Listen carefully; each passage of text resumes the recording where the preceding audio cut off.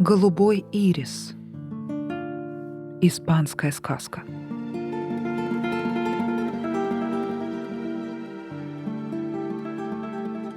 У короля было 3 наследника, 3 сына, и не знал он, кому из них отдать свою корону.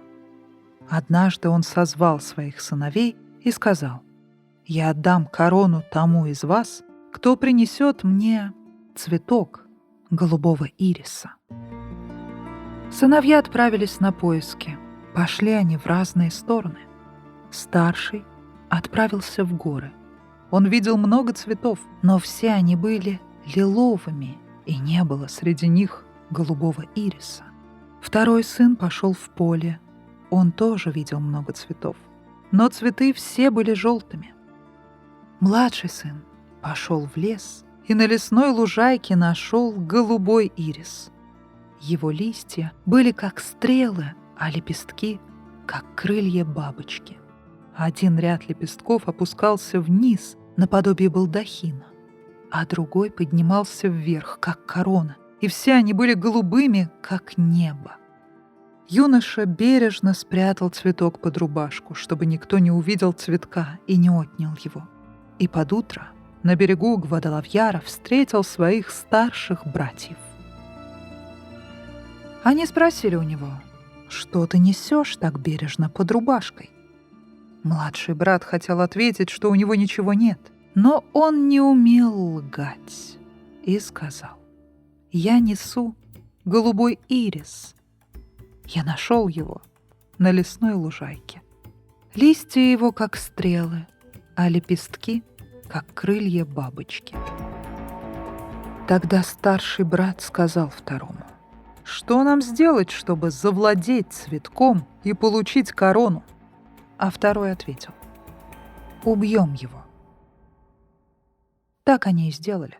Убили брата и закопали его в прибрежном песке, а цветок взяли себе. Но цветок был только один, а братьев 2. Они не стали спорить, бросили жребий, и цветок достался старшему. Он принес во дворец голубой цветок, голубой как небо, отдал его королю. И король объявил старшего сына своим наследником. Прошел день, другой. На 3 молодой пастух гнал свое стадо по берегу Гвадалавьяра. Он увидел, что из песка поднимается белая тростинка, срезал ее ножом и сделал из тростинки дудочку-флейту. Когда он заиграл на ней, флейта запела: «Ты играй, пастух, на флейте, ты играй без передышки. Я нашел цветок заветный, но меня убили братья, и в песках Гвадалавьяра закопали на рассвете». Флейта пела так нежно, так жалостно, что пастух не мог оторвать от нее своих губ. Он шел вниз по реке и играл. Он зашел в королевский сад и играл. Остановился перед дворцом, но продолжал играть. Король услышал звуки флейты и позвал пастуха: «Поднимись во дворец и сыграй мне твою песенку». Молодой пастух вошел во дворец, остановился перед троном, приложил флейту к губам, и она вновь запела: «Ты играй, пастух, на флейте, ты играй без передышки. Я нашел цветок заветный, но меня убили братья, и в песках Гвадалавьяра закопали на рассвете». Тогда старый король приказал позвать старших сыновей и спросил пастуха: «Где ты взял флейту?» И пастух привел короля и его старших сыновей на берег Гвадалавьяра. Король спросил сыновей: «Это вы убили моего младшего сына?» Братья ответили: «Нет».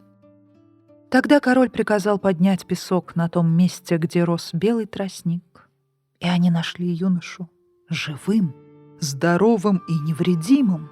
Лицо его было свежим, как салат-латук, а румянец на щеках ярче томата. Только на левой руке у юноши не хватало одного пальца. того самого, из которого вырос белый тростник. Король обнял своего младшего сына и отдал ему свою корону, а старших братьев приказал заточить в монастырь с толстыми стенами на высокой горе. Молодой король правил много лет, но сколько ни старались лекари, цирюльники и ученые-монахи, палец на левой руке у него так и не вырос до самой смерти. Но разве не стоит отдать палец для того, чтобы люди узнали правду?